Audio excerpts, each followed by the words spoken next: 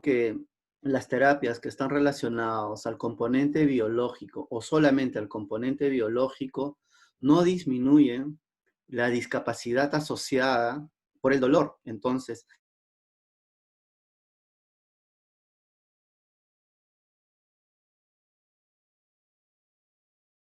estos relacionados a esta percepción y a este aprendizaje del dolor. Muchos estudios están poniendo ahora en perspectiva que para los trastornos temporomandibulares idiopáticos, el sueño es un factor predictor. O la alteración en el sueño, la calidad del sueño, la calidad percibida del sueño es un factor predictor. Entonces, es lo que hoy día vamos a hablar acerca de el sueño, un poco el ensueño y el dolor. Pero nosotros tenemos que enmarcarnos en el abordaje clínico de las personas en un enfoque biopsicosocial. Nosotros tenemos que ver a la persona dentro de un ambiente, dentro de factores ambientales, dentro de los estilos de vida. Sabemos que el comportamiento sedentario, la mala alimentación, son factores que influyen en los procesos de dolor. También están involucrados los factores demográficos, ¿no? La edad, el sexo. Sabemos que las mujeres tienen mayor prevalencia de dolor y eso está relacionado básicamente con el factor fenotípico, ¿no? Hay un gen que se altera por factores ambientales y esto es lo que produce, al menos hasta ahora se dice que produce una mayor incidencia en las mujeres y también está relacionado con el papel de las microglías, el procesamiento de la información del dolor. También están los aspectos físicos que están relacionados a las experiencias previas de dolor. Las personas que han tenido operaciones previas, han quedado con un proceso de sensibilización. También está relacionado al ambiente hostil donde se desarrollaron. Sabemos que las personas que durante su infancia han sentido o han sido víctimas de abusos, tanto físicos como emocionales, tienen 2 veces a 3 veces mayor probabilidad de desarrollar dolor al futuro. También es importante entender el papel de la cultura. Las personas que tienen mayor educación tienen mayor cuidado de su salud. Y también, cuando uno les explica el tratamiento y las cosas que necesita cambiar para mejorar su condición clínica, son las personas que se adhieren mejor al tratamiento. Entonces, el nivel educativo es un factor importante a tomar en cuenta cuando las personas experimentan síntomas clínicos. También la interacción entre factores de comorbilidades como diabetes, hipertensión arterial, son factores que van a desencadenar una sensibilización del tejido. Va a haber un factor biológico que puede estar produciendo una nocicepción. Y las personas que vienen con nosotros generalmente vienen con variabilidad al movimiento. Y nosotros, los fisioterapeutas, somos muy buenos para identificar esto, ¿no? Y lo que hacemos es patologizar. Sabemos que las personas se van a mover de diferentes maneras de acuerdo a la experiencia y de acuerdo al contexto donde se desarrolla. También las personas vienen con dolor y también vienen con alteraciones en el sueño. Además, estas personas interactúan con síntomas ansiosos. En la ansiedad está demostrado que personas que tienen altos índices de ansiedad previo a dolor son las personas que van a cronificar el dolor. Entonces, es importante que nosotros utilicemos encuestas de resultados para evaluar estos factores. También está la depresión. La depresión es un factor, o los síntomas depresivos es un factor importantísimo para eh, cuando las personas tienen expectativas hacia el tratamiento, ¿no? Si el tratamiento le va a funcionar o no. Y también es decisivo en el pronóstico de tratamiento. Entonces, evaluar estos dominios es importante. Saber que nosotros no pretendemos ser psicólogos ni nada de eso, pero identificar estos factores y trabajar dentro de un entorno eh, multidisciplinario, transdisciplinario, nos va a ayudar a entender un poco más a las personas. También están las creencias, ¿no? que viene relacionado con el factor cultural.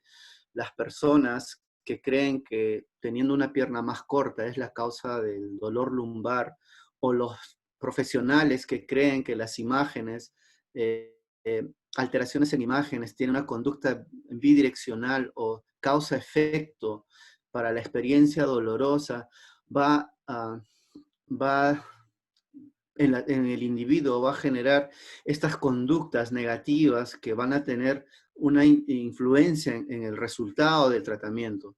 Y a veces los profesionales, estas creencias no vienen de la nada, ¿no? Estas creencias son puestas generalmente por los profesionales de la salud. Cuando explicamos a las personas que el sinónimo de degeneración o cambios en la biología necesariamente representan a dolor o discapacidad. Entonces hay que tener mucho cuidado con las cosas que se le dice a las personas. Recuerden que el lenguaje es un evento neurológico y va a generar, dentro de un contexto terapéutico adecuado, positivo, va a generar analgesia. Y si estamos dentro de un contexto negativo, va a generar mayor persistencia del dolor. Es lo que se conoce como el nocebo y el placebo. Entonces, la forma como nosotros explicamos los hallazgos a las personas va a ser determinante para su experiencia dolorosa. También está relacionado, como les dije, con el fenotipo, ¿no? Que es la expresión física de los genes. Sabemos que las personas con sensibilización central, los hijos generalmente desarrollan sensibilización central también, o una respuesta alterada al dolor. Pero estas variables fenotípicas felizmente son modificadas por factores ambientales, por estilos de vida, por cambios en la cultura, cambios en las creencias. Entonces nosotros podemos modificar este fenotipo. Y otro factor que tener en cuenta es la inmunología, que está relacionado básicamente a estilos de vida o comorbilidades. Entonces, identificar todos estos factores en una persona que acude a tratamiento es importante. Entonces, no necesitamos ver a la persona, no a la patología. Normalmente, cuando nosotros hacemos consulta a las personas, identificamos patología, ¿no? Tienes dolor en el hombro, o dolor lumbar, dolor cervical, dolor de hombro. Entonces, no estamos identificando a la persona. El dolor se genera en la persona. El que lo padece o el que lo siente y el que lo sufre es la persona, no es el tejido. Entonces hay que identificar a la persona dentro de un contexto variable, dinámico. La experiencia dolorosa cambia de acuerdo al tiempo, de acuerdo al ambiente donde se mueva, de acuerdo a las emociones, de acuerdo al sueño. Entonces hay que tener mucho cuidado con generar sobrediagnósticos y sobretratamientos.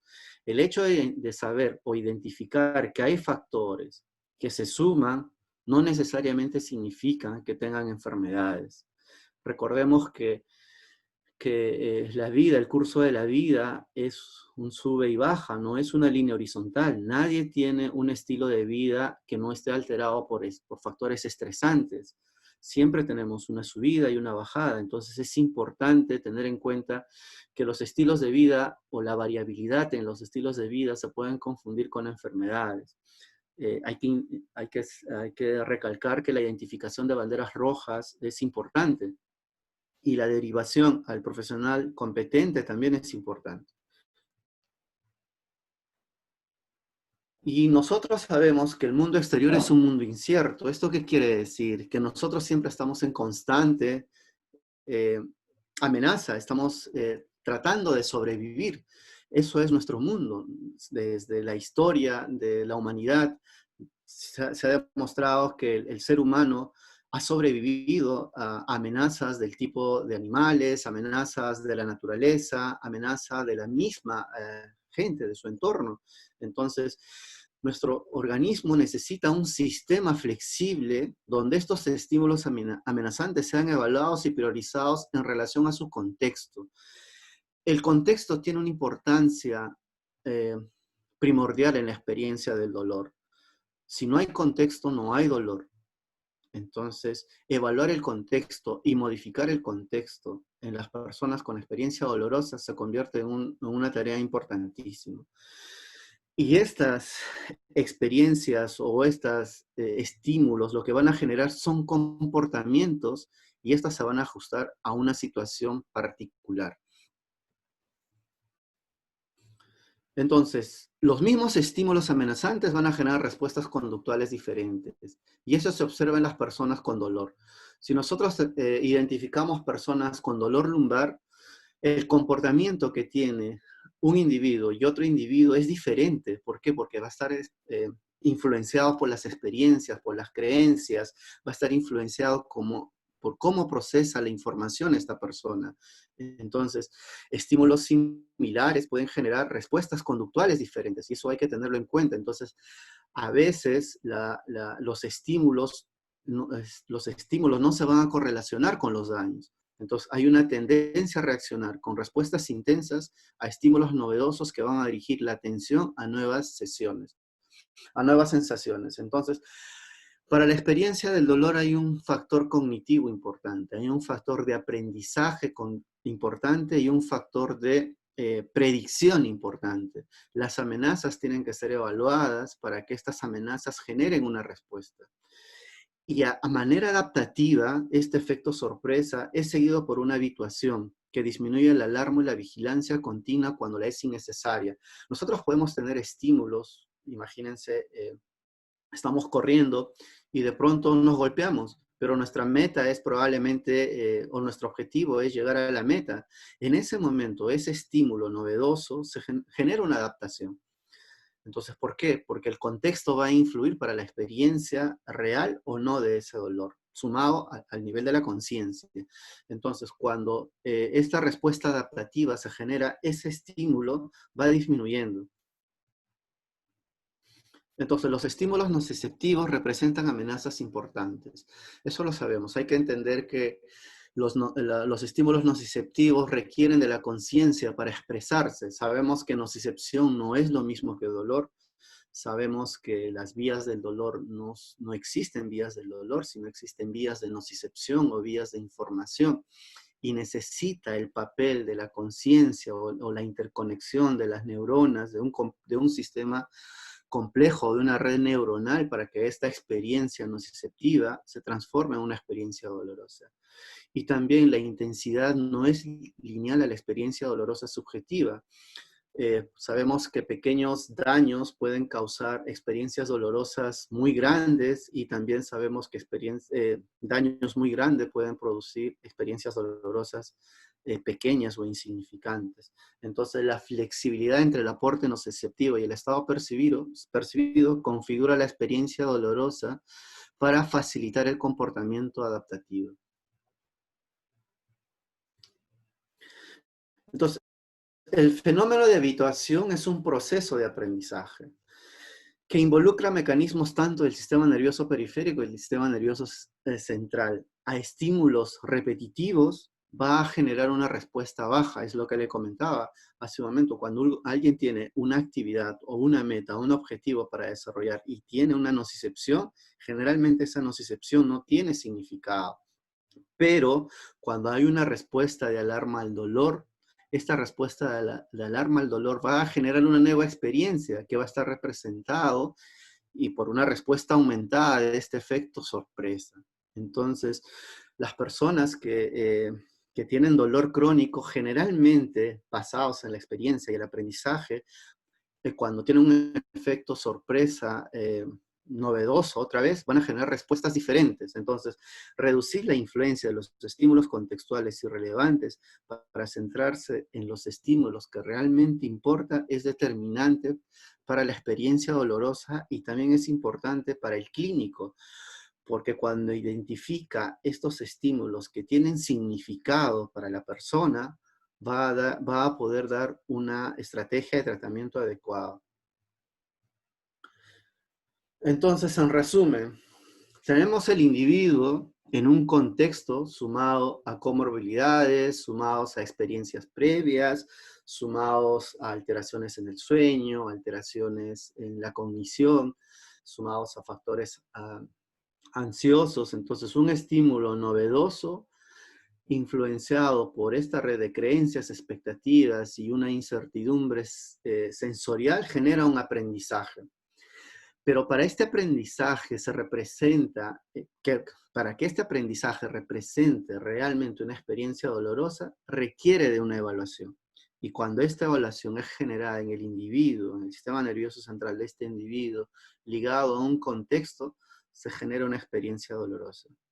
Normalmente el mecanismo, esto debería ser cambiante, la persona debería tener la autogestión, la autoeficacia para poder sobrellevar esta experiencia dolorosa. Pero cuando hay una persistencia de dolor, incrementa una novedad o se hace presente una novedad, genera un efecto sorpresa. Y este efecto sorpresa relacionado con el nivel consciente de esa nocicepción inconsciente que va generando estas adaptaciones o estos comportamientos, genera a nivel de la conciencia, sumado otra vez a las creencias principalmente o las expectativas, va a generar en el individuo una experiencia dolorosa perpetuante. Entonces, esa capacidad predictiva del sistema nervioso se convierte en un aprendizaje muy fácil. Estos mecanismos o estos componentes se limitan o ya no son importantes y genera una respuesta muy rápida de dolor continua y se genera un círculo vicioso en la cual dolor y discapacidad van a estar muy ligados. Entonces, la interpretación del individuo dentro de un contexto biopsicosocial, sumado a factores, especialmente las creencias y las expectativas, van a generar una perpetuación del dolor. Entonces, si nosotros como clínicos lo que tenemos que saber es que realmente las creencias son el enemigo.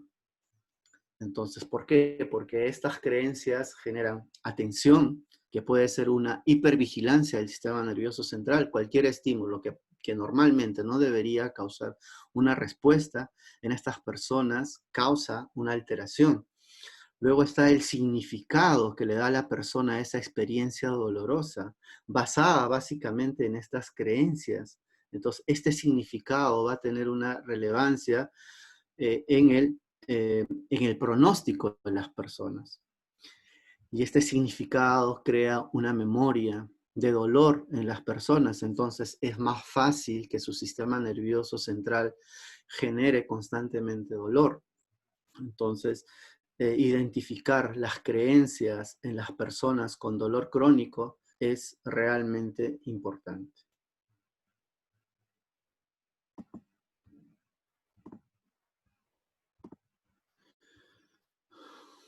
Un momentito, por favor.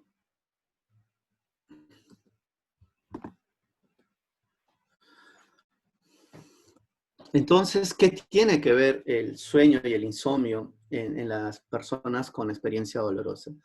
El insomnio es altamente prevalente entre las personas con dolor. El 53% y el 90% de adultos y 50% de niños y adolescentes aproximadamente tienen insomnio. ¿Y qué es el insomnio? El insomnio es esa latencia de 30 minutos cuando uno va a dormir, el hecho de estar despierto estos 30 minutos previo a conciliar el sueño, echados en la cama, esa latencia sumado a 3 veces por semana y durante 3 meses es lo que se conoce como insomnio. Entonces, cuando nosotros hagamos la evaluación, primero tenemos que identificar si esta persona cumple con esos requisitos para poder darle una categoría diagnóstica de insomnio. Y el sueño, así como el dolor, son esenciales para la supervivencia del individuo. Sabemos que el dolor siempre representa un sistema de protección para el individuo. Imagínense si el individuo no tuviera dolor. O sea, tener dolor es normal. Tener dolor nos ayuda a sobrevivir. Y al mismo tiempo el sueño va a cumplir funciones reparadoras de toda la economía del individuo. Entonces, dolor y sueño son esenciales para sobrevivir. Pero las deficiencias crónicas en los sistemas que regulan el dolor y el sueño tienen un gran impacto negativo en la salud. Y eso es lo que vamos a identificar ahora. Un sueño perturbado está relacionado con una mayor sensibilidad al dolor. En muchos estudios se ha se ha evaluado esta restricción del sueño, ¿no? Personas que duermen a la semana 4 horas y las otras semanas, perdón, 3 días de 4 horas o 4 días de 4 horas y los demás días duermen las 8 horas, cuando se les hace un seguimiento a 21 días, estas personas que han tenido interrupción en el sueño tienen mayor sensibilidad al dolor, tienen mayores puntos sensibles al dolor cuando son explorados con algómetros. Entonces, la exposición o la restricción del sueño está relacionado con esta condición. Y hay muchos estudios que reportan esto. Se habla de que la alteración en el sueño, la restricción del sueño, puede ser un factor desencadenante o puede ser un factor perpetuante para el dolor. Entonces, la relación que hay entre una y otra parece ser bidireccional, tanto como desencadenante como perpetuante. Eh, por decir, en este estudio que se hizo acerca de la tensión cervical o del dolor de la cefalea tensional, se reporta que el sueño es un desencadenante para la experiencia dolorosa. Pero en las personas con fibromialgia y problemas reumatoideos, el sueño se convierte tanto como un factor desencadenante para el dolor, también como un factor perpetuante para el dolor. Y así, hay muchos estudios que se han desarrollado durante más de 20 años, son estudios epidemiológicos que han tenido con 10 años, 7 años de seguimiento, en la cual se intenta relacionar tanto al sueño como la restricción del sueño como un factor predictor y al mismo tiempo como un factor perpetuante. Y todas las formas de vida responden a los ciclos de la luna, del sol y las estaciones. Este complejo sistema se denomina reloj biológico. Nosotros, las personas, tenemos un tiempo para hacer actividades de vida diaria, como trabajar, estudiar, y también tenemos actividades que están relacionadas con el descanso, con el sueño, con la reparación del sistema del individuo en general. Entonces, la glándula pineal se encarga de regular este ciclo circadiano, ¿no? Las estructuras cerebrales que regulan la generación de sus ritmos y la interacción con estímulos cíclicos se llama ciclo circadiano. Entonces, ¿qué pasa cuando las personas están expuestas durante mucho tiempo a la luz artificial, expuestos a la computadora, expuestos al teléfono? Entonces, este ciclo de la glándula pineal que debería activarse para llegar a la melatonina y llevarnos a un sueño, se retrasa. Entonces las personas empiezan a dormir cada vez más tarde o quedan mucho tiempo en latencia al sueño. Entonces, es importante que nosotros entendamos que los comportamientos que los individuos adoptan como hábitos para dormir son importantes. Nosotros cuando empezamos a hacer la modificación de comportamiento en las personas que han sido alterados o son alterados por el insomnio, es importante que nosotros evidenciemos estos factores que están influyendo justamente en este ciclo, en el ciclo circadiano, en el sistema circadiano o en el reloj biológico. Y entonces, ¿qué es el sueño? Estamos hablando del sueño y entonces, ¿qué es el sueño? Es la base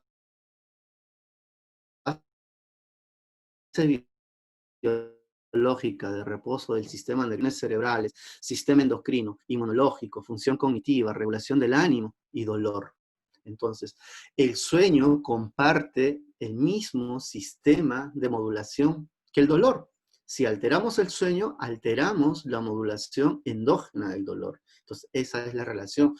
Por eso que es importante que cuando nosotros tengamos a una persona con dolor crónico, evaluemos si es que la alteración del sueño tiene una relevancia clínica para la experiencia dolorosa.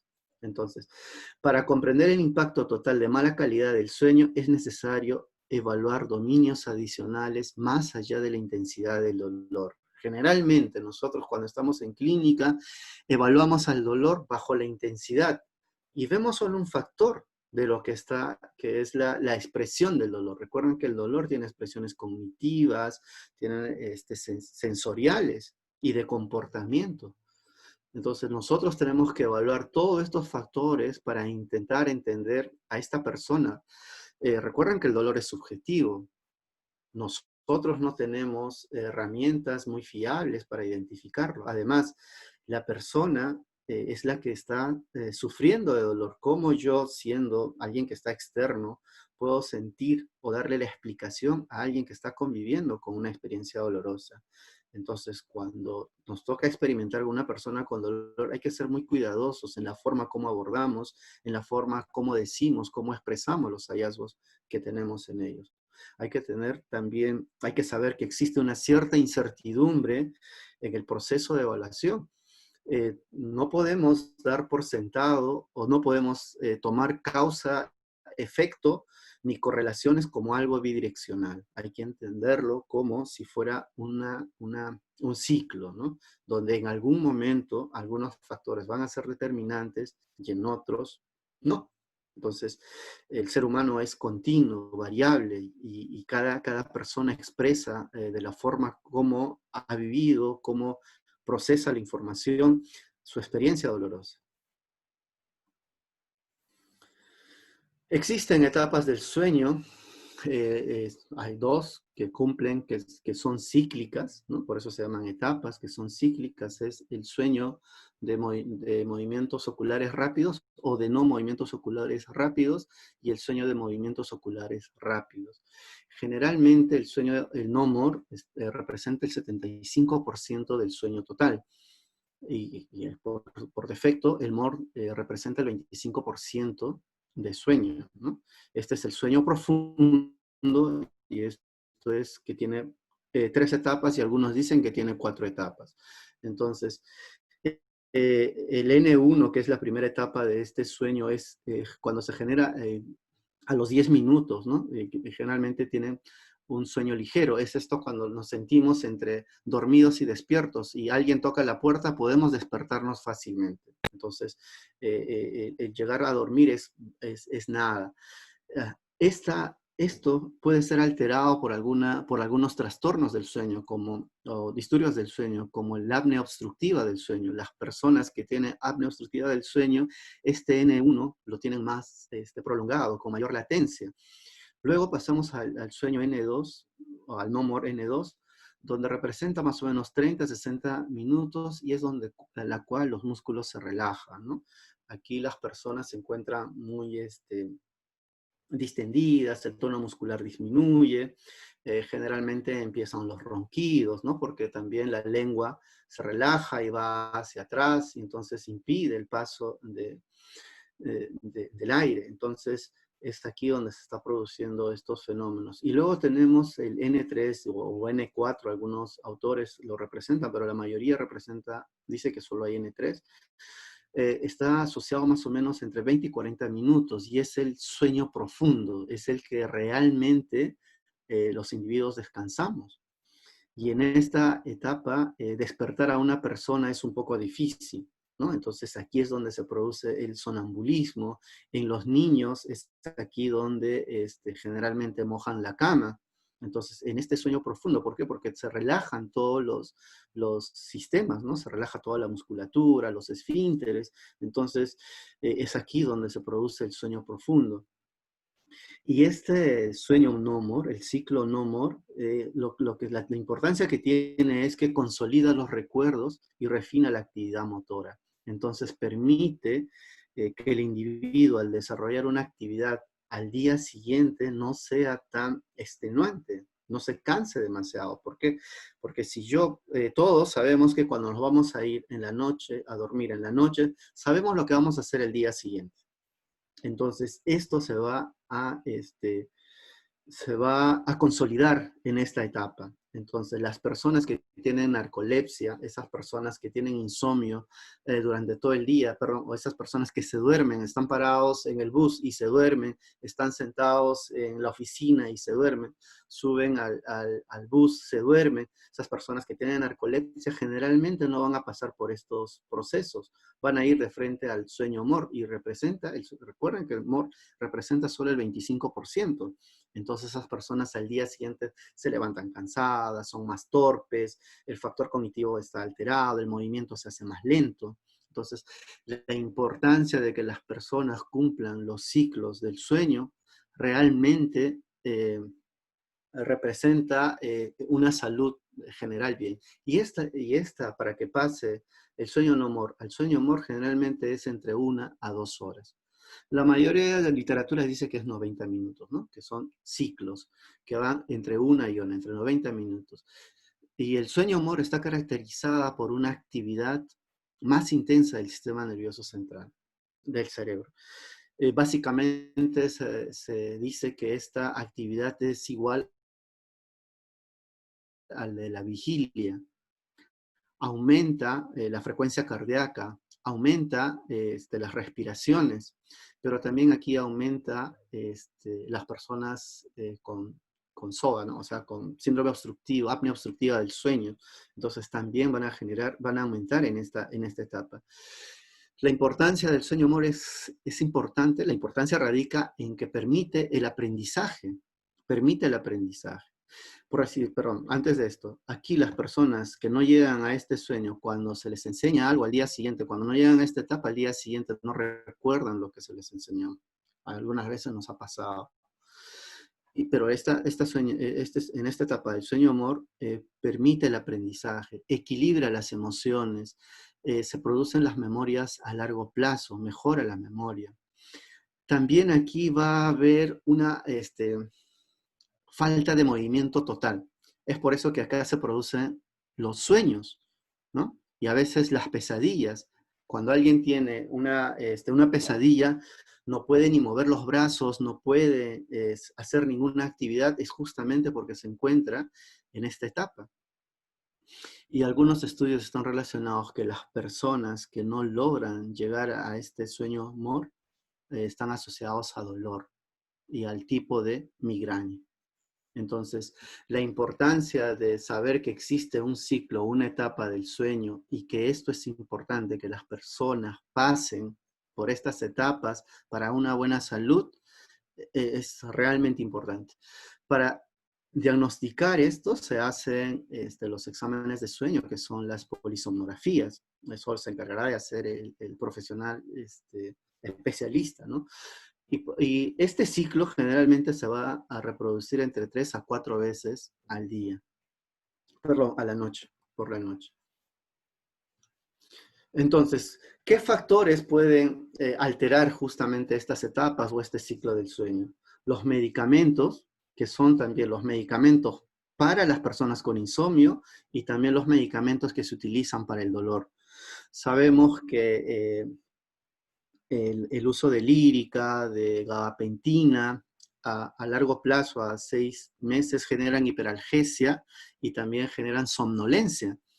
Entonces, hay que preguntarle y conversar con el médico de esta persona que consulta a nosotros si realmente es importante la medicación. Hay que tener una conversación bidireccional para poder explicarles que quizás esta medicación está alterando el sueño y al mismo tiempo está alterando su procesamiento del dolor, en vez de beneficiarlo. Y también hay que entender que el dolor crónico, como los trastornos del sueño, comportan comorbilidades de salud física y mental. Y en esto están relacionados la depresión, la ansiedad, las comorbilidades como hipertensión. Les decía que hay una bidireccionalidad entre sueño y dolor, pero también hay una bidireccionalidad entre sueño y enfermedades crónicas, como diabetes, como hipertensión arterial. Las personas que tienen problemas, disturbios en el sueño, tienen mayor índices a tener DCB. Entonces, es importante que las personas duerman bien. Y si ustedes hacen una encuesta en sus usuarios en la clínica, probablemente más del 90% les va a decir que no duermen bien. ¿Y quién les hace el tratamiento? Nadie. Entonces es importante que nosotros, los fisioterapeutas, nos formemos tanto en las ciencias del dolor, pero al mismo tiempo también en la ciencia del sueño, ¿no? Y el estado negativo media la relación entre el sueño y el dolor en personas con dolor de espalda, fibromialgia y dolor facial. Generalmente, el estado negativo, que es un comportamiento de las personas hacia su experiencia dolorosa, va a mediar la intensidad de dolor en muchas áreas del cuerpo. Al mismo tiempo, el sueño está relacionado con el proceso de sensibilización central. Ya les había comentado que el sueño y el dolor comparten las mismas vías de modulación endógena del dolor. Entonces, la reducción del sueño perjudica la función inhibitoria nociceptiva endógena y aumenta el dolor espontáneo en personas sanas. Entonces, identificar el sueño en estas personas donde el dolor con sensibilización central se hace mucho más intensas a estímulos que probablemente en algún otro momento no serían perjudiciales y generan respuestas muy grandes, puede estar influenciado por el sueño. Y también las personas con osteoartritis de rodilla tienen una sensibilización más central cuando tienen insomnio comórbido. Entonces, la relación entre insomnio y dolor es realmente importante. Sabemos que las personas con daño articular o con pequeño daño articular tienen más dolor que las personas que tienen mayor daño estructural. Pero existe el mecanismo de sensibilización central. Esto no quiere decir que toda persona con dolor crónico experimente sensibilización central, sino va a tener ciertas características que requiere ser evaluado por el clínico. Y aquí va a importar mucho los sistemas dopaminérgicos, serotoninérgicos y opiáceos, ¿no? Entonces la dopamina está encargado tanto para la nocicepción, para la modulación endógena del dolor, y también está relacionado con la regulación de sueño y de vigilia. Entonces, cuando hay disminución de la dopamina, esta regulación de sueño y vigilia se va alterada, se ve muy alterada. Y esto va a generar una promoción y el mantenimiento de los estados de excitación.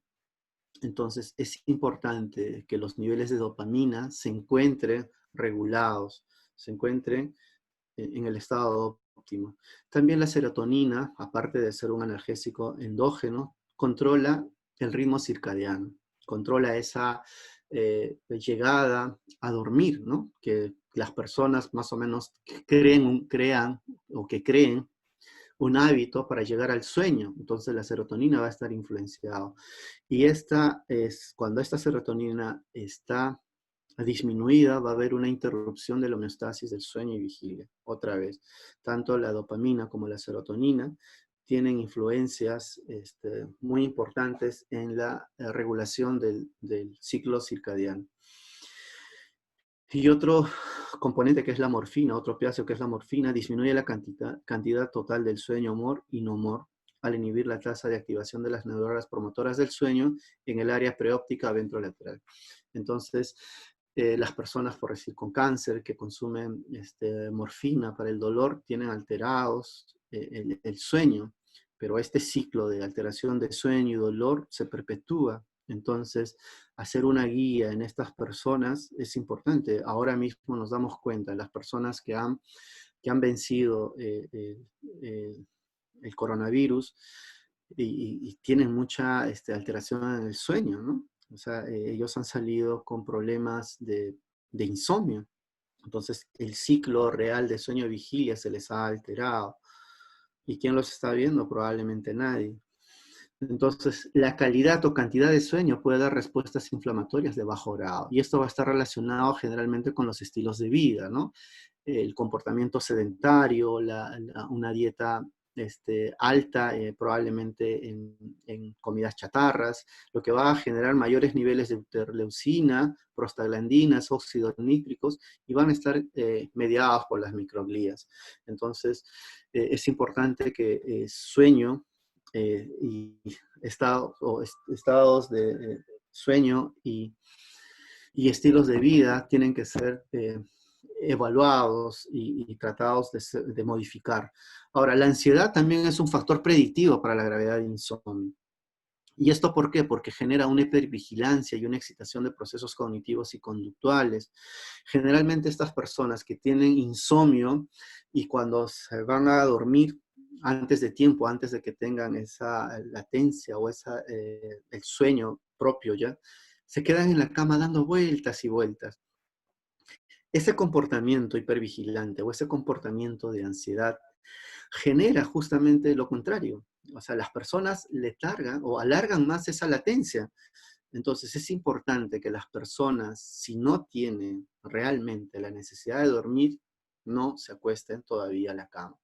Hay que ver de una forma diferente cómo nosotros podemos cambiar esos comportamientos y esas conductas. Entonces, para la evaluación del insomnio es importante saber si el insomnio coexiste con la experiencia del dolor crónico. Eso es lo primero, porque no podemos investigar en las personas, en todas las personas con dolor crónico. ¿Va a haber alteración en el sueño? Probablemente no. La mayoría probablemente sí. Pero ahora, ¿esa alteración del sueño realmente está relacionada con su dolor? Eso es lo que tenemos que identificar. Porque el organismo tiene la capacidad de adaptación. Entonces, como les decía en un momento, evitemos generar sobrediagnósticos, porque si generamos sobrediagnósticos, generamos sobretratamientos, y lo que tenemos que centrarnos, o lo que tenemos que dar es una atención de alto valor. Entonces, el insomnio, lo que tenemos que preguntar es que si el insomnio se origina después o se agrava por la condición del dolor actual. Entonces, si las personas responden a estas dos preguntas, requieren que nosotros hagamos una evaluación un poco más estrecha, una evaluación un poco más exhaustiva del insomnio. Y para eso vamos a seguir algunas preguntas, algunos parámetros, ¿no? Por decir, primero identificar o preguntar si tiene un sueño reparador. ¿Y qué es esto? Si las personas se sienten renovados cuando despiertan. Si las personas se sienten renovados cuando se despiertan y tienen la capacidad y la energía para desarrollar sus actividades durante el día, genial. Pero si las personas requieren todavía, dice, no, me despierto y siento que no he descansado mucho, entonces esa persona no tiene un sueño reparador. Hay que ver cómo está haciendo el hábito del sueño. Luego también es importante preguntar el tiempo de cama. ¿Cuánto tiempo pasa en la cama durante las 24 horas? Hay que saber que la cama, y hay que concientizar a las personas con insomnio, que la cama es básicamente para dormir, solamente para dormir. Si quieres ver televisión, si quieres leer un libro, es mejor que lo hagas en otro lugar y no en la habitación. También es importante preguntar cuál es el tiempo fuera de la cama. ¿Cuánto tiempo pasas fuera de la cama durante la noche? Si las personas se levantan 2, 3, 4 veces a las noches, a veces es normal que se levanten 2 a 3 veces porque tienen que ir al baño y no sé, pero ese tiempo de despertar no tiene que superar los 30 minutos. Si supera los 30 minutos, es preferible que las personas hagan otra actividad para que puedan lograr otra vez a conciliar el sueño. Luego hay que ver la latencia del sueño. ¿Cuánto tiempo te demoras en quedar dormido? La definición misma del insomnio es que esta latencia mayor a 30 minutos, 3 veces a la semana, por 3 meses seguidos se considera un insomnio. Entonces, evaluar cuál es la latencia es importante.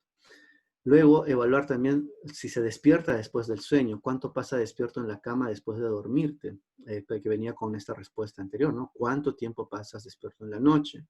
Bueno, luego es al despertar temprano por la mañana, ¿te despiertas antes de la hora planificada? O sea, nosotros no deberíamos, si utilizamos despertador, deberíamos normalmente levantarnos con el despertador, pero si las personas ponen el despertador a las 6 y se levantan a las 5:30 o a las 5 de la mañana, entonces no están teniendo un sueño adecuado. También hay que ver el número de despertares, ¿no? Si te despiertas durante la noche y si cuántas veces, ya les había dicho que 2 a 3 veces es lo normal, pero si es menos a 2 o menos a 3, aún mejor. Luego también hay que ver la eficiencia del sueño. La eficiencia idealmente debería ser mayor al 90%, ¿no? Eso que quiere decir que la persona duerme durante toda la noche, tiene un tiempo mínimo de latencia y despierta justo a la hora que suena el despertador y por ahí una vez que se despierta en la noche para ir al baño. Entonces, la eficiencia del sueño generalmente es mayor al 90%. Mayor al 85% es aceptable, pero ya bajado estos números, ya tiene un problema de insomnio. Y también hay que ver la higiene del sueño, ¿no? Monitorear el tiempo mientras está despierto en la cama, si consume bebidas estimulantes antes de acostarse, si hace ejercicio intenso cerca a la hora de acostarse, y también qué come antes de acostarse. Entonces, la higiene del sueño es importante. Y la siesta durante el día o la noche y desde hace cuánto tiempo y con qué frecuencia.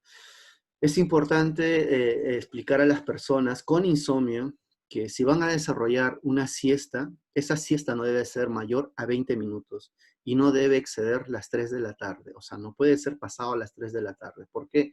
Porque si esas personas hacen una siesta de mayor a 20 minutos, a las 4 o 5 de la tarde, el llegar a dormir en la noche va a ser más larga. Si su hora de dormir era a las 9, probablemente van a estar yendo a las 11. Y si tienen problemas de insomnio, hasta que consiguen el sueño son las 12, la 1.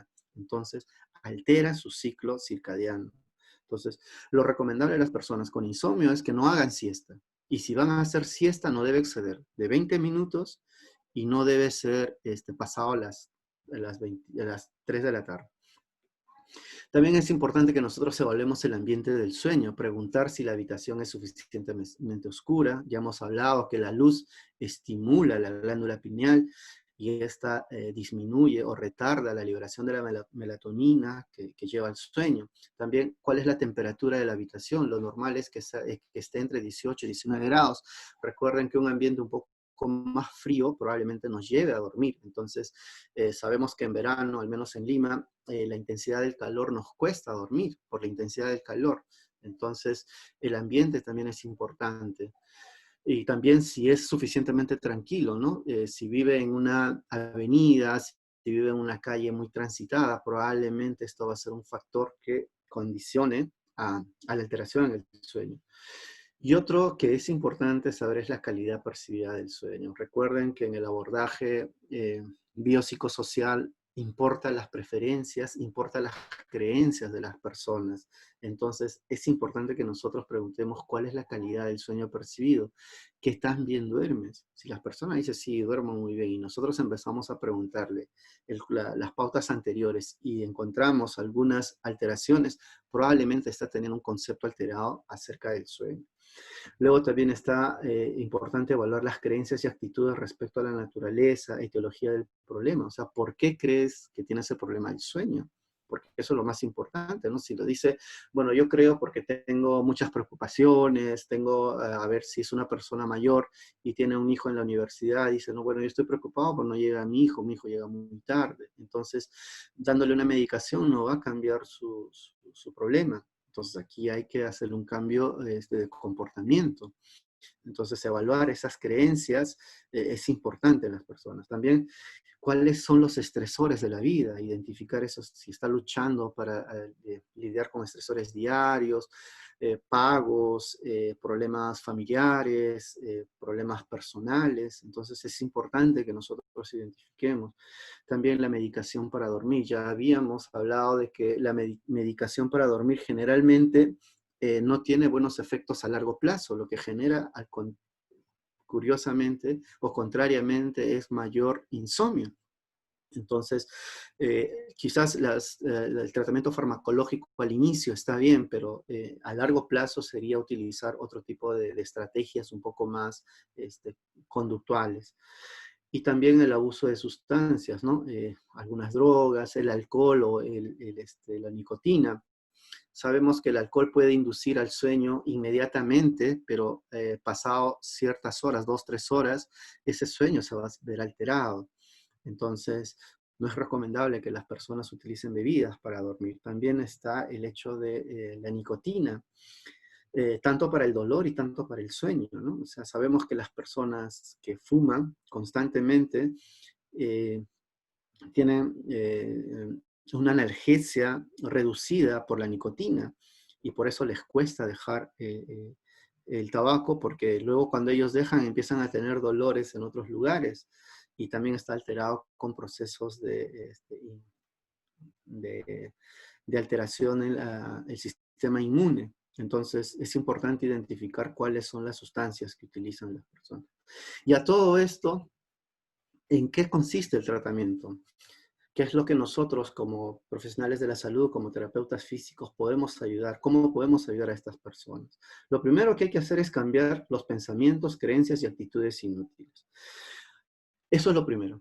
Ya les había dicho que las creencias realmente son el enemigo. Entonces, muchas personas con alteración tanto en el dolor como alteración en el sueño tienen pensamientos y creencias inútiles. Y eso es lo primero que nosotros tenemos que modificar y cambiar. Luego está mejorar las habilidades de afrontamiento, de autorregulación y comportamiento saludable. Si nosotros no mejoramos estas habilidades, no vamos a poder conseguir justamente esto, ¿no? Disminuir la latencia del sueño, mejorar el tiempo transcurrido, disminuir el tiempo transcurrido despierto después del inicio del sueño, mejorar la eficiencia del sueño y en definitiva mejorar la calidad del sueño. Entonces, si nosotros no hacemos un trabajo de comportamiento, de cambio en los estilos de vida, probablemente no vamos a llegar a conseguir estos resultados. ¿Y cómo es que se hace este cambio comportamental? Primero, educación general del sueño. Hay que explicar la importancia del sueño. Hay que explicar que hay un tiempo para trabajar y también hay un tiempo para dormir. Hay que explicar la neurociencia conductual detrás del sueño. Hay que explicar todos esos fenómenos que suceden de la sensibilización central o de el paso fácil de la información para generar dolor. Entonces es importante que identifiquemos eso. Además, es importante explicar a las personas que una calidad disminuida del sueño va a estar asociada a enfermedades metabólicas y que van a ser desencadenantes de algunas respuestas como el DCB. Entonces, esto lo tiene que saber el individuo, porque si no sabe la persona por qué tiene que dormir, ¿por qué tendría que cambiar su sueño? No tendría ningún sentido. Entonces, lo importante es que hay que darle sentido a lo que nosotros estamos haciendo en relación a las preferencias del individuo y de las necesidades. Luego hay que explicar o hay que hacer la terapia de restricción del sueño o la hora de acostarse. Hay que manipular el impulso del sueño. ¿Y esto cómo se hace? Limitar la cantidad que pasan en la cama a una cantidad igual de tiempo promedio del sueño durante una semana. O sea, ¿qué quiere decir? Si la persona no tiene sueño, bueno, no vayas a la cama. Todavía no lo hagas. Ponte a hacer otras cosas, a leer un libro, a hacer un poco de ejercicio, mejorar quizás el nivel de estrés, hacer ejercicios respiratorios. ¿Para qué? Para que ese tiempo de latencia disminuya. Y eso lo vamos a ir consiguiendo semana a semana. Luego también, en un sentido más amplio, incluye la alteración de la regularidad y alineación circadianas, es decir, imponer el tiempo de despertar. Claro, hay que acostumbrar al individuo, a nuestro organismo, a que va a haber un tiempo para dormir siempre a la misma hora y un tiempo para despertar siempre a la misma hora, ¿no? Entonces, esos comportamientos tienen que ser cambiados, manipulados o generados, reconstruidos en el individuo. Y también hay que dar instrucciones de control de estímulo, ¿no? Restringir comportamientos de evitación al sueño y al sexo. O sea, ¿qué quiere decir? Que la habitación solamente tiene que ser para el sueño o el sexo, nada más. Y otras actividades que no interfieran con esto deben ser hechas fuera de la habitación. Instrucciones de higiene del sueño, limitar el consumo de bebidas alcohólicas, cafeína, limitar el ejercicio de alta intensidad, también la alimentación. Entonces, todos esos factores van a intervenir en estos cambios comportamentales. Hay una terapia cognitiva específica para el sueño, así como hay una terapia cognitiva para el dolor lumbar o el dolor en general. También hay una terapia cognitiva específica del sueño en la cual se van a modificar la cognición desadaptiva relacionada con el sueño. Es importante que los clínicos empecemos a formarnos en estas materias, ¿no? También está otro factor a tomar en cuenta, es el entrenamiento, relajación y manejo del estrés, ¿no? Enseñar a los pacientes a sobrellevar el mejor estrés. Y les decía, con respiración profunda o imágenes guiadas. Y también es importante el autocontrol del paciente con sueños diarios. O sea, sabemos que existen algunas estrategias de diarios en el celular mismo. Existen unas apps que te permiten llevar al sueño, que dan sonidos como de olas y todo esto, y te permite saber cuántas horas duermes. Entonces, es importante que el individuo lleve ese control, pero no haciendo que sea estresante en la persona. Sabemos que la ansiedad y el estrés son factores que confluyen para que justamente esta experiencia de insomnio se desarrolle o se perpetúe. Entonces, en el aspecto biopsicosocial del sueño, sabemos que la duración del sueño va a tener, o la mala duración del sueño, o la alteración en el sueño va a tener consecuencias a nivel general de la salud, a problemas cardiovasculares, metabólicos, mentales, inmunológicos, cáncer y dolor. Entonces requiere una visión un poco más general, donde haya aspectos individuales como la genética, los comportamientos genéticos, especialmente el fenotipo, el comportamiento, la psicología, la salud misma, el ambiente, los aspectos sociales, la familia, el trabajo, el vecindario, los grupos a los cuales pertenece, la raza, la etnia, los factores socioeconómicos, la religión, la cultura, y los niveles sociales también como la policía, la globalización, la tecnología, el factor económico y todo. Todo esto está involucrado en el modelo biopsicosocial del sueño. Entonces, cuando evaluemos el sueño, así como evaluamos el dolor, tenemos que ver desde una perspectiva más integral. No son, causa-efecto no es lo mismo que correlación, y correlación no siempre es unidireccional. Entonces hay que tener mucho cuidado cuando nosotros identifiquemos a las personas. A todo esto, sabemos que el insomnio, en la experiencia con el dolor crónico, tiene una relación bidireccional. Puede ser un precipitante o un perpetuante. Es una barrera para el tratamiento del dolor crónico. Está relacionado con el impacto en las actividades de vida diaria, la función y la satisfacción. Va a disminuir el nivel de actividad física y va a estar relacionado con la severidad del dolor. Entonces, identificar, evaluar el insomnio en personas con dolor crónico se convierte en una necesidad importante para los clínicos. Entonces, conclusiones. Abordar el sueño resulta en grandes mejoras inmediatas en la calidad del sueño, eso es obvio. También va a haber mejoras significativas en la discapacidad por dolor, la fatiga y la depresión. Esto y también va a disminuir el pensamiento catastrófico, ¿no? Hay una relación cruzada entre mejorar la calidad del sueño con los pensamientos catastróficos del dolor. Entonces, nosotros como clínicos debemos formarnos un poco más en lo que es sueño, y hay que saber que la duración del sueño, el mantenimiento del sueño, la calidad percibida del sueño y la interferencia del dolor con el funcionamiento diario es importante que nosotros eh, busquemos en los individuos. Tratemos de mejorar estas conductas que se van a ir alterando. Bueno, por favor, cuando acabe la pandemia, vengan a Machu Picchu. Machu Picchu es mágico. Los vamos a esperar con los brazos abiertos. Los que quieran buscarme pueden seguirme en Facebook, en Instagram o en canal de YouTube. Espero que se haya grabado la charla de hoy día para poder subirla. Y si no fue así, qué pena. Bueno, si tienen algunas preguntas, por favor. Muchísimas gracias, Miguel, por tu aporte importante, el tema muy interesante también. Si tienen alguna pregunta de los participantes, por favor les agradeceríamos si nos ayudan haciéndolas por el chat. Y como decía Miguel, en su exposición tan importante como personal de salud, como fisioterapeutas, la importancia de tener esta evaluación biopsicosocial con los pacientes, porque no simplemente se trata de ver una lesión, sino de ver más allá de todo lo que le aqueja a las personas. Así es importante. La experiencia dolorosa en sí va más allá de lo netamente biológico, ¿no? Necesitamos ver dimensiones más allá. Es por eso que mejoran las tecnologías, mejoran los métodos diagnósticos, existen nuevas terapias, pero la incidencia y la prevalencia de dolor está en aumento.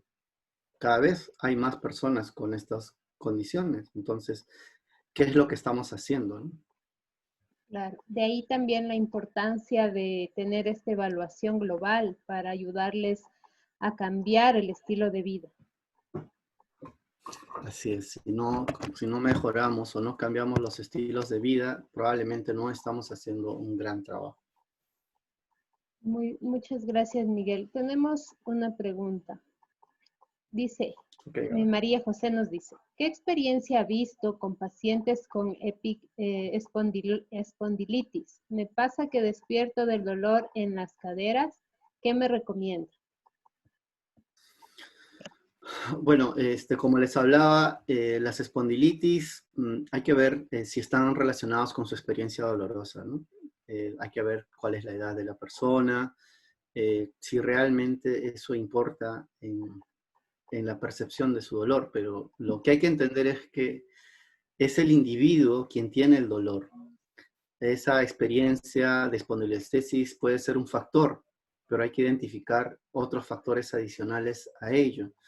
Yo le recomendaría que primero descartar si es realmente por una espondilestesis la causa de su dolor.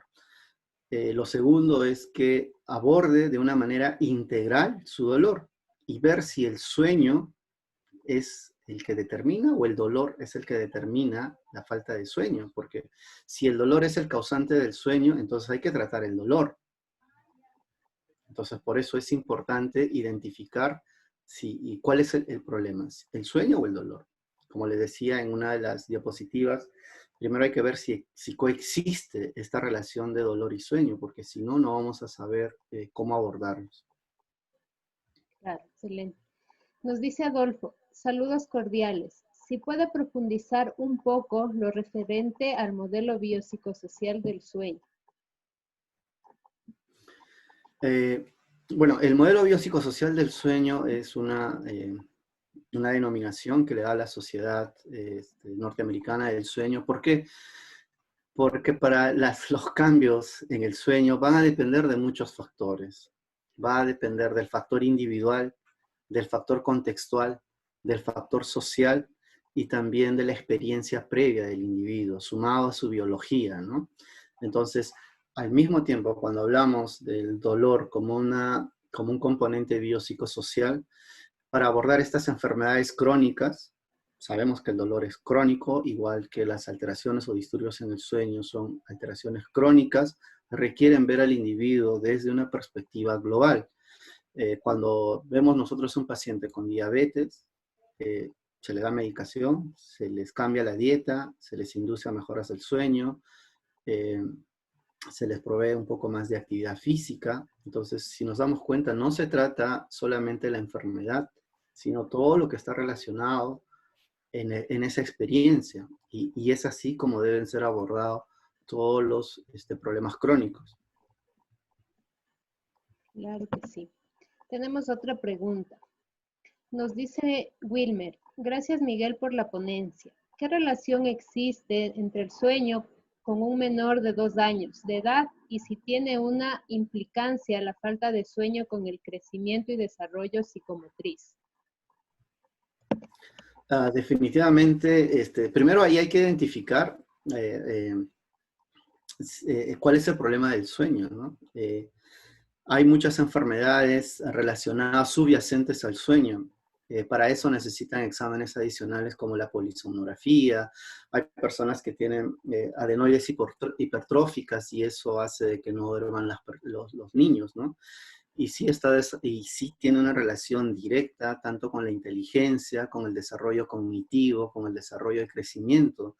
Recuerden que las hormonas de crecimiento son liberadas justamente entre las 10 y 2 de la mañana, ¿no? Siendo su apogeo entre las 12 y 2 de la mañana en ese horario. Por eso que a los niños siempre se les manda a dormir a las 8 de la noche, 7 de la noche, porque justamente ese pico de liberación de hormonas que empieza más o menos a las 10 de la noche, van a ser recepcionados por el individuo cuando llega al sueño profundo. Si no, no va a tener esta receptividad. Entonces, generar hábitos de sueño es importante. Ahora, si el niño no está durmiendo, tiene que llevarle a un especialista de sueño para saber por qué no está durmiendo, ¿no? Hay que hacer exámenes adicionales. Yo no podría decirle desde aquí qué tratamiento hacerlo porque no conozco el caso, pero sí le recomiendo que visite a un especialista del sueño, porque hay muchas enfermedades subyacentes, ¿no? Igual, los niños que tienen muchas pesadillas constantes, lo normal es que tengamos pesadillas, ¿no? ¿Por qué? Porque llegamos a un momento en el cual nuestra conciencia se va, pero nuestro sistema nervioso sigue trabajando, pero cuando es recurrente, probablemente esté asociado a otras enfermedades. Entonces, eso es importante que los profesionales eh, lo identifiquen. Muy bien, excelente respuesta también. Tenemos otra pregunta. Pauli nos dice, excelente charla. En adultos mayores con Parkinson, ¿cómo podríamos manejar el insomnio sin presencia de dolor?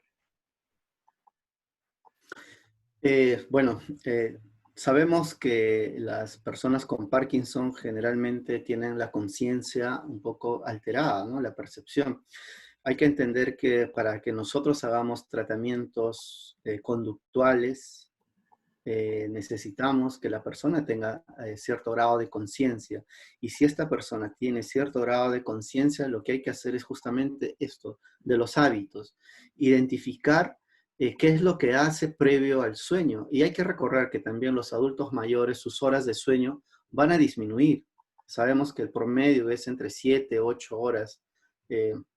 Lo normal y lo recomendable para dormir, pero eso en las personas adultas, pero los adultos mayores esas horas van disminuyendo.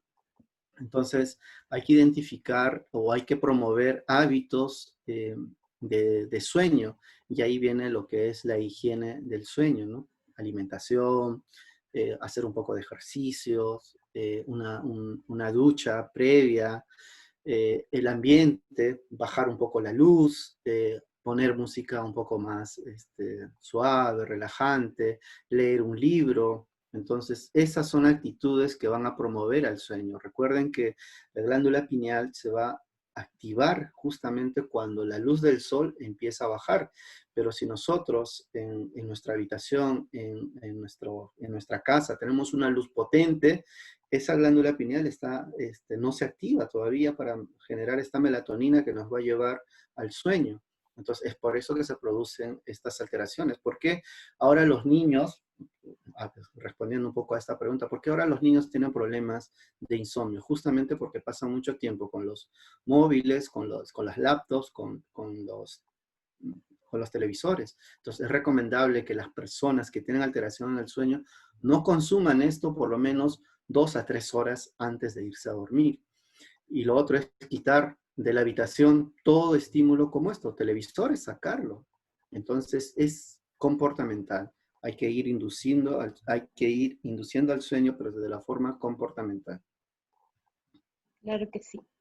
Pau nos pregunta, buenas tardes, excelente charla. Tengo 45 años y en estos meses de cuarentena me ha producido dolor en el cuerpo en general, dice. Hace una semana se ha hecho más fuerte. ¿Qué podría hacer? Bueno, hay que entender que en estos tiempos de corona, generalmente hemos cambiado un poco nuestro comportamiento, hemos modificado algunas cosas, ¿no? Probablemente nos hemos dejado de mover más, estamos más preocupados por supervivir, por la sobrevivencia, y estos generan sistemas de alarma a nuestro sistema nervioso central. Recuerden que para una experiencia de dolor no se necesita daño, no se necesita una lesión, sino que el organismo, que el cerebro interprete esas señales de alarma como algo perjudicial, una amenaza. Entonces, yo le recomendaría que haga un poco de ejercicio, que haga, no sé, ejercicios respiratorios, que disminuya su nivel de estrés y que se ponga a hacer actividades que le causen placer, ¿no?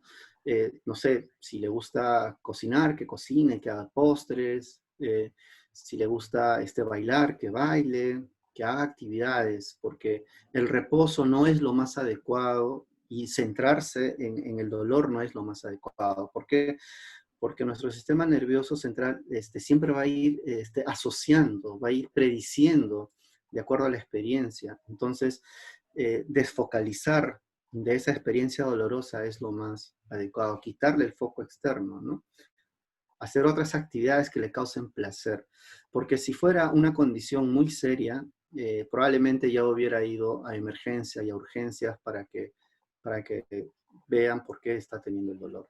Generalmente hay que modificar esas conductas. Y le recomiendo que, bueno, llame a un terapeuta físico que le pueda hacer una sesión online, que estamos teniendo muy buenos resultados con eso.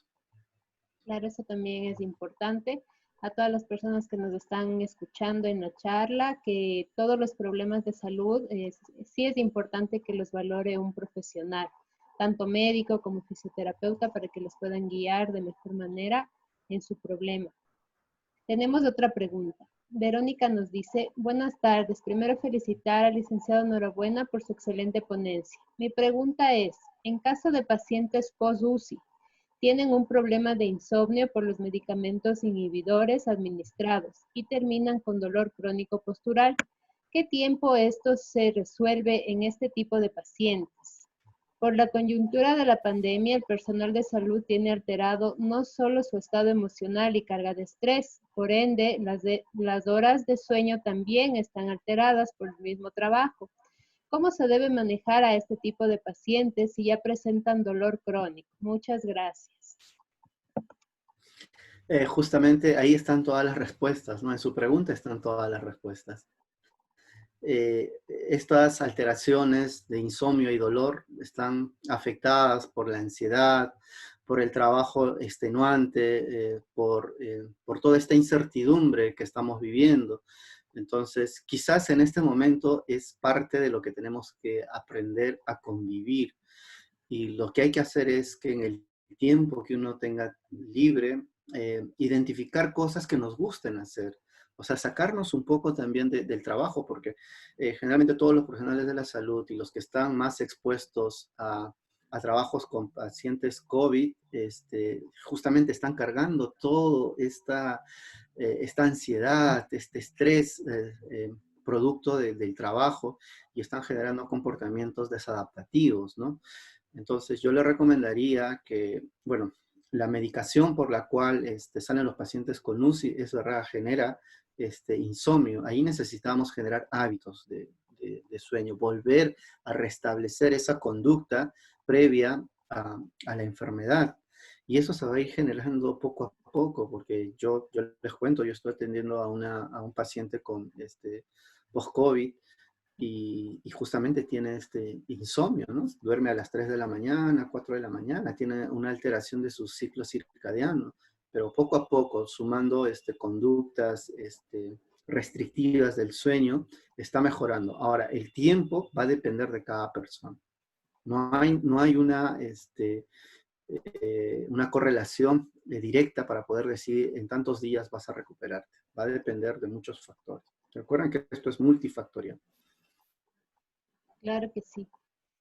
Robert nos dice, Miguel, muchas gracias por la excelente charla. ¿Qué tipo de actividad física o qué se recomendaría hacer previo a dormir? Bueno, los ejercicios de baja intensidad, ¿no?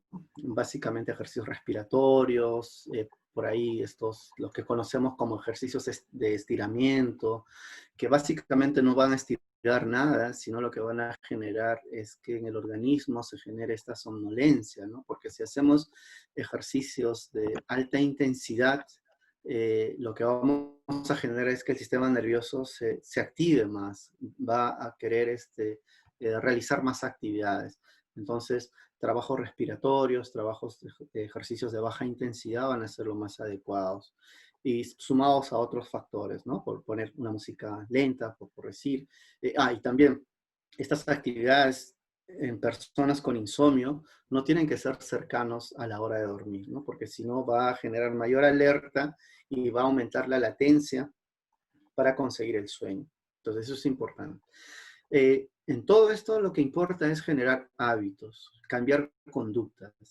No podemos tratar a una persona con insomnio de una perspectiva causa-efecto. No podemos. Esto va a ir generándose día a día, en que el individuo tiene que tener mayor responsabilidad a sus cambios. Claro que sí, eso también es importante. Bueno, creo que ya no tenemos preguntas al momento.